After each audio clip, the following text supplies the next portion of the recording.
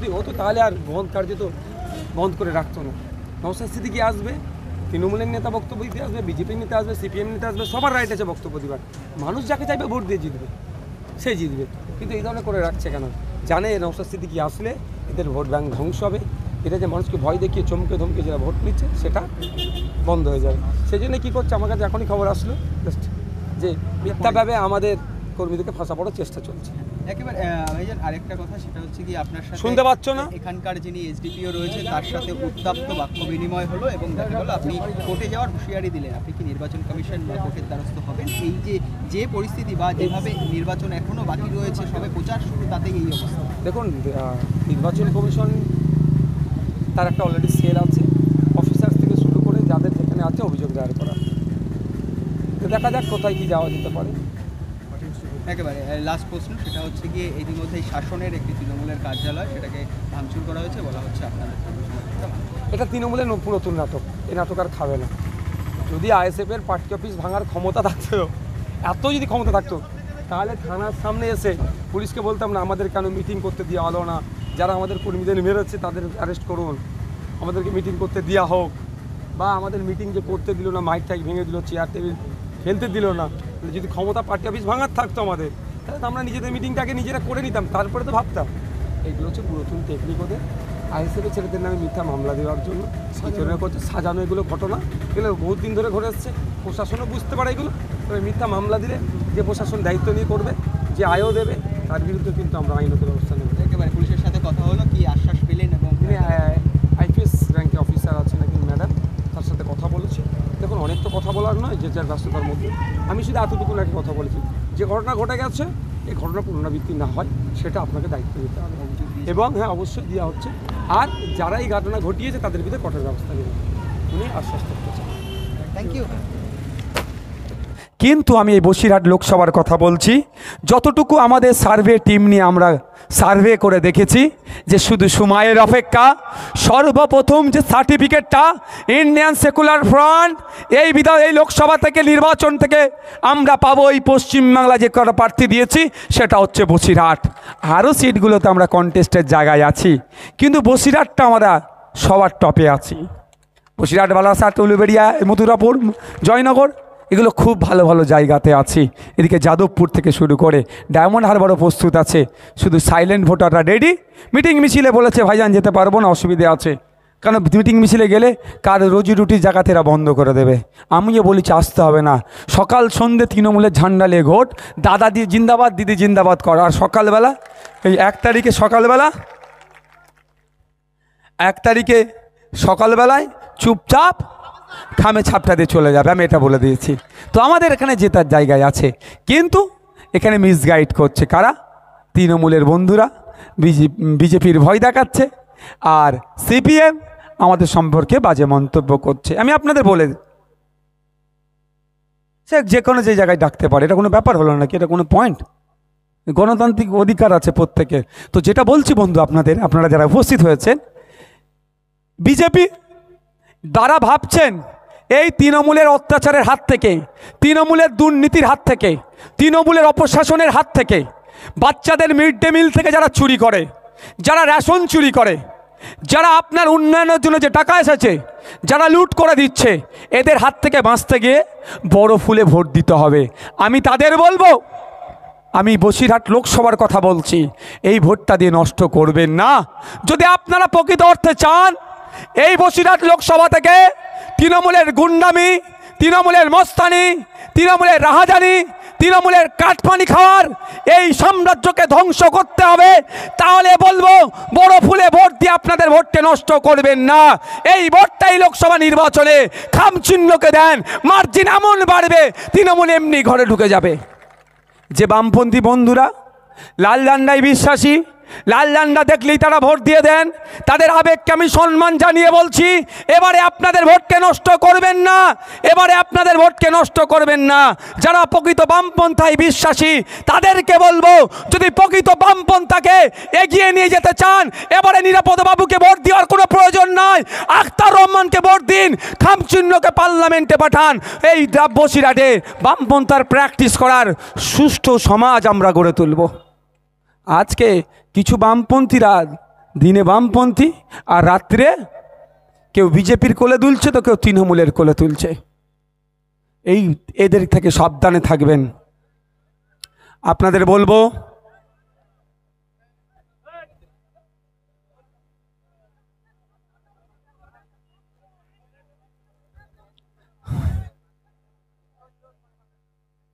ওকেও একটা আইসক্রিম কিনে দাও, মুখে ও চুষতে থাকুক।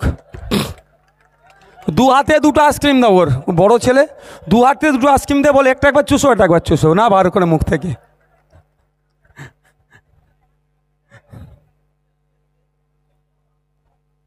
আজকে এই সমাবেশে আরও লোক হতো।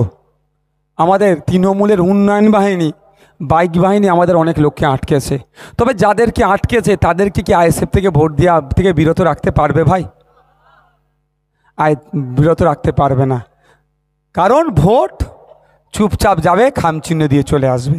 আমি আপনাদের বলবো, আমি শেষের দিকের পরে আমার একটা প্রোগ্রাম আছে, শুধু এতটুকুই আমি আপনাদের একটা অনুরোধ করে যাব। আপনারা যদি চান আপনাদের ভবিষ্যৎ উজ্জ্বল হোক, আপনারা যদি চান আগামী 5 বছর, ওকে আইসক্রিমটা দিয়ে নিয়ে এসে আবার এখানে বসাবে, ও মুখে দুটো তুলে গায়ে নালে পড়ে যাবে, তো মুখ থেকে বার করতে পারবে না।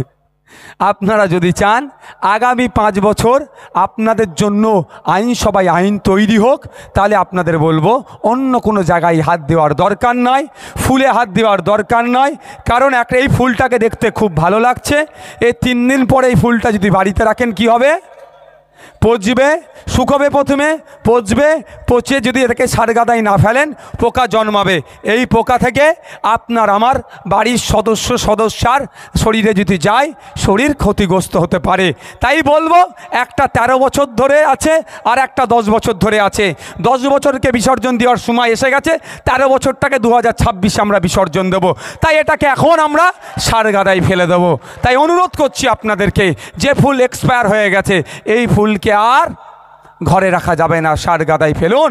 আর যেখানে খামচিনি কাস্তে হাতুড়ি তারা চিহ্ন নিয়ে যারা দাঁড়িয়েছেন তাদেরকে শুধু এতটুকুই প্রশ্ন করুন, 2011 সালের আগে পর্যন্ত আপনারা ক্ষমতায় ছিলেন, আপনারা 34 বছর বাংলায় ক্ষমতায় ছিলেন। 34 বছর বাংলায় ক্ষমতায় থাকার পরেও এখনও কেন ইছামতির ওপরে ব্রিজটা হলো না? সেই জবাবটা দেন। এই বাজিতপুরের হসপিটালটা উন্নত মানের তখন কেন করেননি? তখনও আমাদেরকে কলকাতায় ছুটে যেতে হয়েছিল, এখনও আমাদের কলকাতায় ছুটে যেতে হয়েছে। আর আপনাকে সুযোগ দেব না। এবার আমরা খামচিহ্নকে সুযোগ দিয়ে পার্লামেন্টে পাঠাবো। খামচিহ্ন আমাদের শিক্ষা, স্বাস্থ্য, কর্মসংস্থানের জন্য আওয়াজ তুলবে। বলতে পারবেন তো ভাই? ভাই শেষ করছি, একটা আপনাদের কাছে অনুরোধ, আমার অনুরোধটা এটাই। আচ্ছা, আপনারা কি কোনোদিন দেখেছেন মোহাম্মদ সেলিম সাহেবের সাথে মমতা ব্যানার্জির হাতাহাতি লড়াই হতে? সুজন চক্রবর্তীর সাথে পার্থ চ্যাটার্জির হাতাহাতি লড়াই হতে? শুভেন্দু অধিকারীর সাথে অভিষেক ব্যানার্জির হাতাহাতি লড়াই হতে? দিলীপ ঘোষের সাথে কুণাল ঘোষের হাতাহাতি লড়াই হতে? কারো লড়াই দেখিনি। উল্টে আমরা কি দেখেছি? দিলীপ ঘোষ বিজেপির নেতা, কুণাল ঘোষ তৃণমূলের নেতা, সুকান্ত মজুমদার বিজেপির নেতা এক জায়গায় বসে এসি রুমে বসে কেক কাটছে। আমরা কে দেখেছি? পার্থ চ্যাটার্জি তৃণমূলের নেতা, সুজন চক্রবর্তী সিপিএমের নেতা এসি রুমে বসে আছে। আমরা কি দেখলাম? বরানগর উপনির্বাচনে তন্ময় বাবু সিপিএমের থেকে দাঁড়িয়েছে আর সজল বাবু বিজেপির থেকে দাঁড়িয়েছে, তারা কোলাকুলি করছে, কোনো অসুবিধে নেই, আমি এর বিরোধিতা করব না। আমরা কি দেখলাম? দিলীপ ঘোষ বিজেপির প্রার্থী, কীর্তি আজাদ তৃণমূলের প্রার্থী, ভোটের দিনে তারা কোলাকুলি করছে, আমি এর বিরোধিতা করি না, ভালো কথা। কিন্তু তারা যদি কোলাকুলি করতে পারে, আপনারা এই কাটিয়াতে, আপনারা বাদুরিয়াতে, আপনারা বসিরহাটে, আপনারা শাসনে, আপনারা ভাঙড়ে, আপনারা ক্যানিংয়ে, সমস্ত রাজ্যের বুথ স্তরে কেন মারামারিতে জড়িয়ে পড়েন ভাই? কেন জড়িয়ে পড়েন? এটা আপনাদের কাছে অনুরোধ।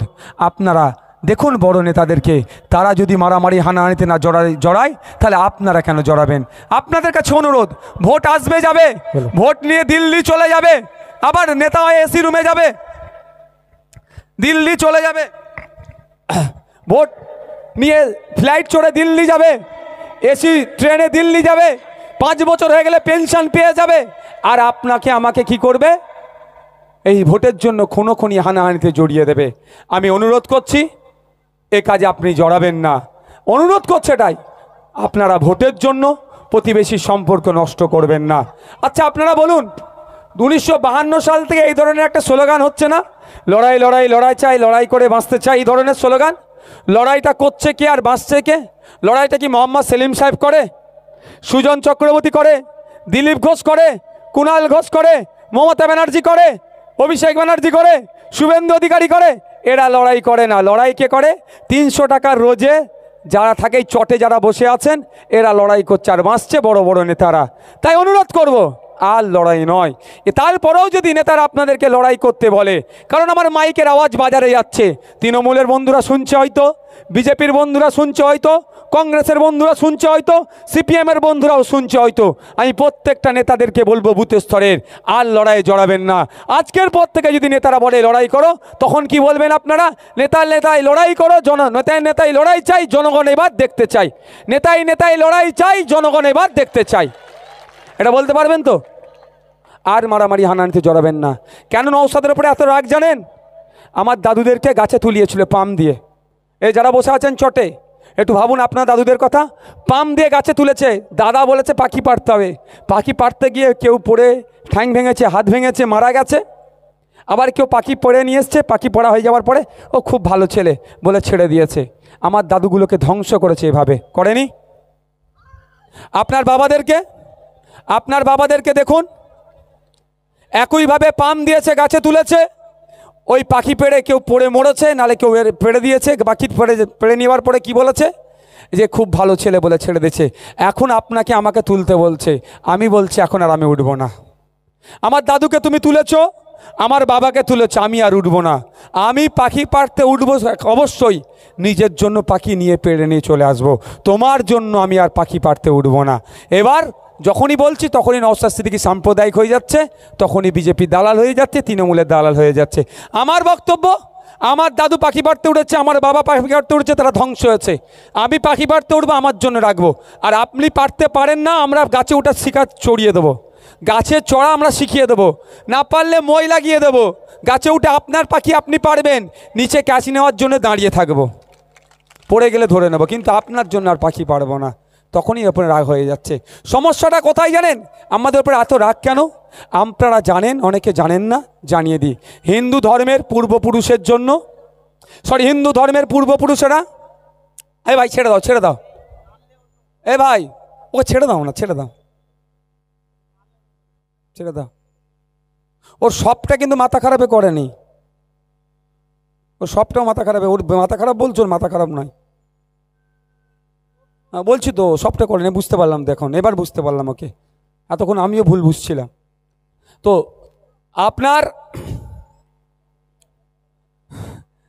আপনার ভোটটা শুধু নিয়েছে আর আপনাকে ব্যবহার করেছে। আমাদের বক্তব্য একদম খোলা, আমাদের উপরে কেন এদের রাগ? আপনারা জানেন হিন্দু ধর্মের পূর্বপুরুষেরা ধর্মের নামে, দেবদেবীর নামে কিছু সম্পত্তি উৎসর্গ করে গিয়েছে, যেটাকে আমরা দেবত্ব সম্পত্তি নামে জানি, যেটা হস্তান্তরযোগ্য নয়। মুসলিম ধর্মের পূর্বপুরুষেরা মাদ্রাসার নামে, মসজিদের নামে কিছু সম্পত্তি উৎসর্গ করে গিয়েছে, যেটাকে আমরা ওয়াকাফ সম্পত্তি নামে জানি, যেটাও হস্তান্তরযোগ্য নয়। এই মমতা ব্যানার্জির আমলে, তৃণমূল সরকারের আমলে উন্নয়নের এমন ছোঁয়া লেগেছে, বিএলআর অফিসগুলোতে উন্নয়নের জোয়ার এমন পৌঁছে গিয়েছে, ওই দেবত্ব সম্পত্তি, ওই ওয়াকাফ সম্পত্তি, ওগুলো কিন্তু বিক্রি হয়ে যাচ্ছে। তাই আমাদের দাবি, সমস্ত দেবত্ব সম্পত্তি উদ্ধার করতে হবে। দেবদেবীর নামে, মন্দিরের নামে যে সম্পত্তি ছিল, দেবদেবী মন্দিরকে ফিরিয়ে দিতে হবে। সমস্ত ওয়াকাফ সম্পত্তি উদ্ধার করতে হবে। মাদ্রাসার নামে, মসজিদের নামে যেগুলো ছিল সেগুলো ফিরিয়ে দিতে হবে।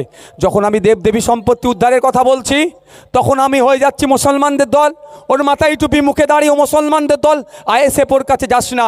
আমি যখন ওয়াকাফ সম্পত্তি উদ্ধারের কথা বলছি, মাদ্রাসা মসজিদে তার সম্পত্তিকে বুঝিয়ে দেওয়ার কথা বলছি, তখনই হয়ে যাচ্ছে বিজেপির দালাল। যাব কোথায় আমি ভাই? আমি হিন্দু মায়ের, আমার সরস্বতী মায়ের ছেলের চাকরি গেছে, চুরি হয়েছে, তার প্রতিবাদ করলে আমি মুসলমানদের দল। আর এদিকে ফতেমা মায়ের ছেলেরও চাকরি চুরি গেছে, এর হয়ে কথা বললে আমি বিজেপির দালাল। যাব কোথায়? যাওয়া কি, বলা কি ছেড়ে দেবো নাকি? আমি যখন বলছি আমার দলিত আদিবাসী ভাইদের জন্য, যে দলিত আদিবাসীকে নাকি মমতা ব্যানার্জি খুব ভালোবাসে, ভালো কথা, ঠিক মাইনরিটিদেরকে ভালোবেসে যেমন কি করছে, এমন সূক্ষ্মভাবে ছুরি চালাচ্ছে, ধরতে পাচ্ছেন না। ঠিক দলিত আদিবাসী ভাইকেও মমতা ব্যানার্জি সূক্ষ্মভাবে ভালোবেসে ছুরি চালাচ্ছে। এসটি এসসি কোটাতে, যেটা দলিত আদিবাসী ভাইদের জন্য সংরক্ষণ, সেই কোটাতেই চাকরি কারা করছে? নন এসটি এসসিরা। যখন এর আমি প্রতিবাদ করছি, যখন মাইনরিটিদের মুসলমানদের চাকরি নাই কেন যখন বলছি, তখন আমি বিজেপির দালাল নালে মুসলমানদের দল হয়ে যাচ্ছি। তাই বন্ধুগণ বলবো, অনুরোধ করবো আপনাদেরকে, আমাদেরকে 1 তারিখে খামচিহ্নে ভোট দিয়ে পার্লামেন্টে পাঠান। যদি না ভালো লাগে ভোট দেবেন না, জোর জবস্তি করব না, কিন্তু এই শুভেন্দু অধিকারীদের, এই রেখাপাত্রদের ফাঁদে আপনারা পা দেবেন না। এরা ক্ষমতায় টিকে থাকার জন্য, এরা ক্ষমতার মসনদে থাকার জন্য হিন্দু মুসলমানের মধ্যে যাদের দীর্ঘদিনের সম্পর্ক আমাদের ছিল, প্রতিবেশীর সম্পর্কগুলোকে এই শুভেন্দু অধিকারীরা, এই সুকান্ত মজুমদাররা এই হিন্দু মুসলমানের সম্পর্কের মধ্যে বিভাজন করতে চাইছে। আর মমতা ব্যানার্জি এক্সপায়ার ডেটের মলম লাগিয়ে ঘাটাকে আরও বেশি ক্ষতি করে দিচ্ছে। তাই অনুরোধ করছি আপনাদের, এই বিজেমূলকে একটাও ভোট নয়, এই বিজেমূলকে একটাও ভোট নয়। সকলে ভালো থাকবেন, সুস্থ থাকবেন। আর একটা কথা হচ্ছে, সিপিএমের বন্ধুরা নাকি আমার নামে বলছে নওশাদ সিদ্দিকীর জন্য জোট হয়নি। আমরা তো জোট চেয়েছিলাম, নওশাদ সিদ্দিকীকে 3টে সিট দেবে, নিয়ে চুপ করে বসে যাব। ও আত্মসম্মান বিকিয়ে নওশাদ সিদ্দিকী জোট করেনি, আগামী দিনেও করবে না। আমরা 14 চেয়েছিলাম, 14, 12, 11, 10